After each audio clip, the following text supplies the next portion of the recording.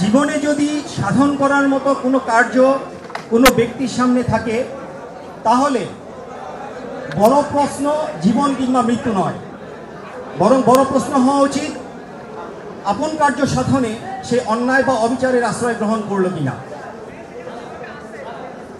Plato সংলাপ বইতে তোমরা এই উক্তিটি পাবে, তোমরা অনেকেই জানো।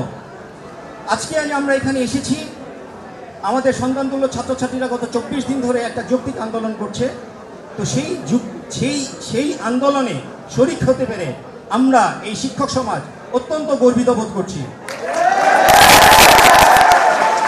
আমরা বড়রা অনেক সময় সত্য কথা বলতে পারি না, সত্যভাবে চলতে পারি না, সত্যের সাথে আমরা অনেক সময় আপোষ করে চলি। তার বড় উদাহরণ 24-এর গণ আন্দোলন। আমরা যদি খেয়াল করি, হাসিনার 15.5 বছরের ফ্যাসিবাদ, যে ফ্যাসিবাদের বিরুদ্ধে আমাদের এই তরুণ জেনজি, যাদেরকে আব্বানামা পড়িয়ে বড় করা হয়েছে, সেই জেনজি সেই আব্বানামার এগেইনস্টে রুখে দাঁড়িয়ে এই দেশকে নতুন করে একটা স্বাধীনতার স্বাদ দিয়েছে। এখানেই বোঝা যায় যে তরুণ ছাত্রদের কি শক্তি। সেই শক্তি যখন কোনো যৌক্তিক আন্দোলনের দাবি করে, আমাদের যারা শিক্ষক আমরা আসলে ঘরে বসে থাকতে পারি না। তোমাদের সাথে এখানে আসা, তোমরা এখন আমি বিবৃতি পাঠ করছি, তারপরে আমরা ইনশাআল্লাহ প্রেস কনফারেন্সে যদি কোনো প্রশ্ন থাকে আমরা উত্তর দিব। তো তোমরা একটু মনোযোগ সহকারে শোনো। বরিশাল বিশ্ববিদ্যালয়ের চলমান দুরবস্থায় উদ্বিগ্ন শিক্ষক সমাজের বিবৃতি।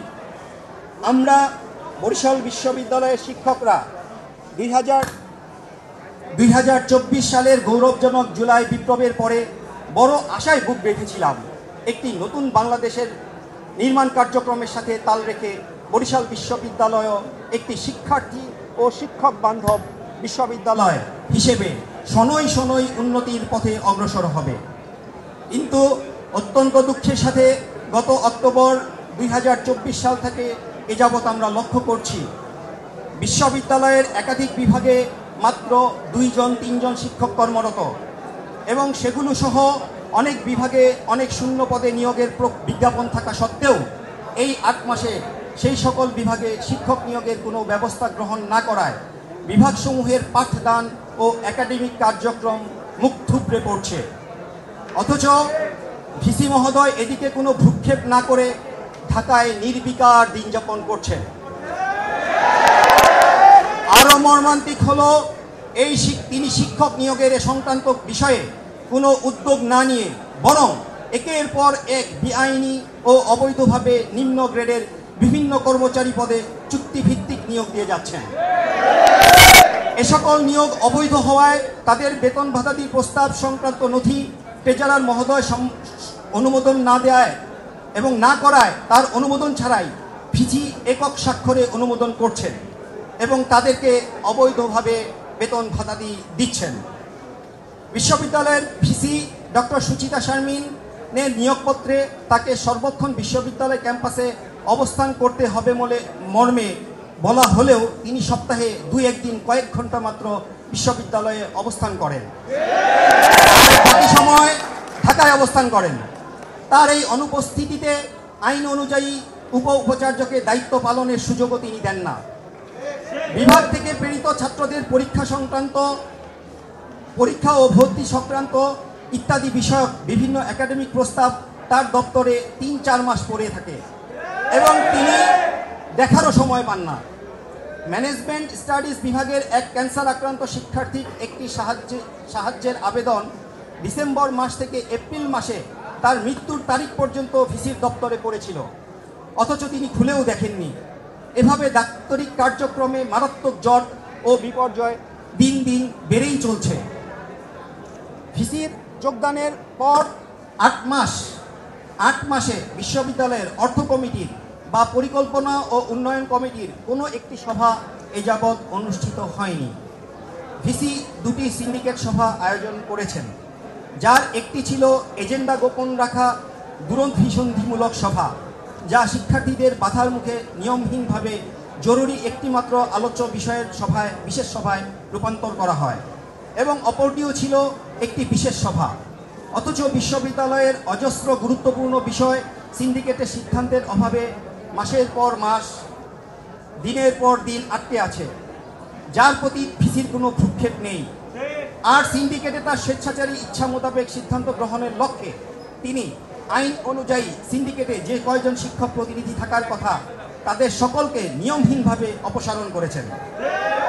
একই সাথে বিগত অনির্বাচিত স্বৈরাচারী সরকারকে বৈধতা দানের লক্ষ্যে গঠিত জানিপপের সুবিধাভোগী আর সেই জানিপপের কাণ্ডারি জনাব নাজমুল হাসান কলিমুল্লাহর খয়ের খা 4 জনকে বিশেষ ব্যবস্থায় সিন্ডিকেটের সদস্য করেছেন, যাতে ভিসির সকল স্বৈরাচারী সিদ্ধান্ত অবলীলায় পাশ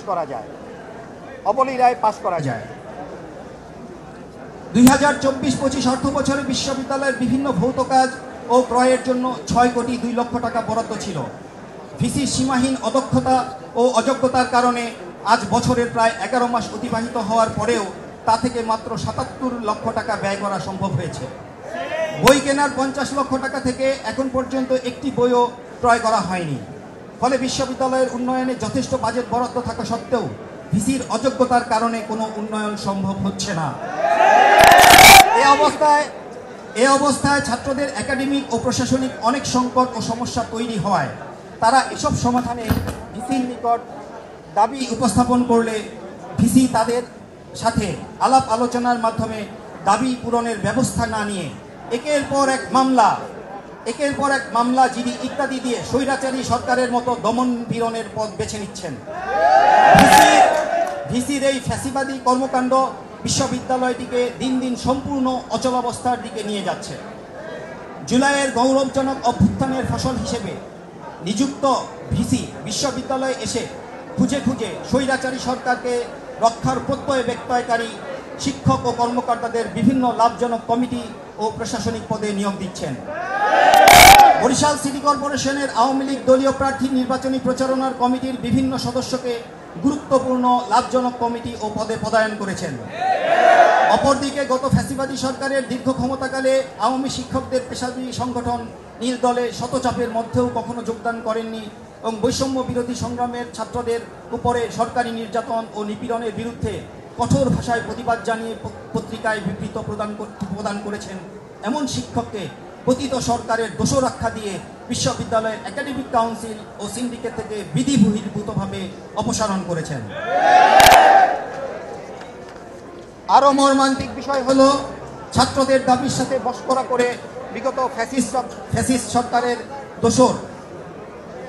ফ্যাসিবাদী সরকারের দোষর চিহ্নিত করার নামে এই ভিসি সিন্ডিকেটের মাধ্যমে একটি প্রহসনমূলক কমিটি করেছেন। প্রহসনমূলক এই কারণে যে 1 সদস্য বিশিষ্ট এই কমিটির প্রধান হলেন সিলেট শাহজালাল বিশ্ববিদ্যালয়ের বাংলা বিভাগের একজন শিক্ষক, যিনি নিজে বিগত সরকারের অবৈধ নির্বাচনকে বৈধতা দানের সংগঠন জানিপপের সিলেট সংশ্লিষ্ট শাখার সহ সমন্বয়ক ছিলেন।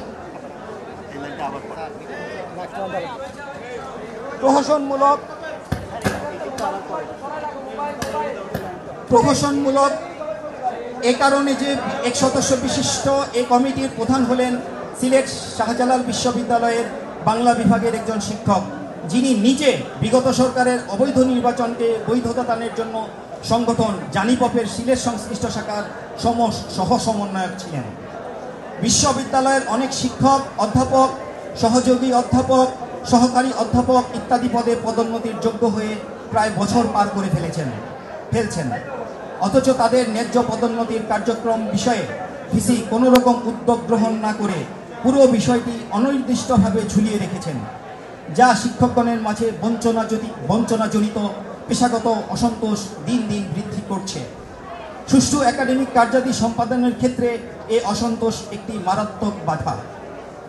বরিশাল বিশ্ববিদ্যালয়ের ভিসির এ জাতীয় সকল স্বৈরাচারী ও অপেশাদারী আচরণ, দুর্নীতিগ্রস্ততা এবং মারাত্মক অদক্ষতার কারণে বিশ্ববিদ্যালয়টি দিন দিন চরম অধোগতির দিকে অগ্রসর হচ্ছে। এ পরিস্থিতিতে শিক্ষার্থীদের দাবিনামার সাথে আমরা একত্রতা পোষণ করছি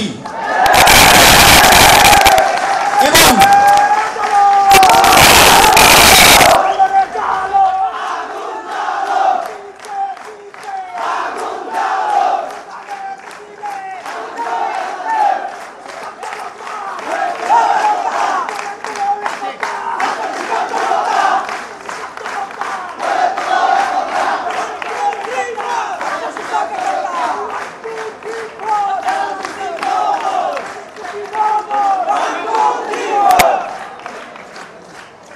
এই পরিস্থিতিতে শিক্ষার্থীদের দাবিনামার সাথে আমরা একত্রতা পোষণ করছি এবং বিশ্ববিদ্যালয়টিকে এই অধোগতি ও ধ্বংসের হাত থেকে রক্ষার জন্য শিক্ষা প্রশাসনের ঊর্ধ্বতন কর্তৃপক্ষের প্রতি বিনীত আহ্বান জানাচ্ছি। ধন্যবাদ আপনাদের সকলকে।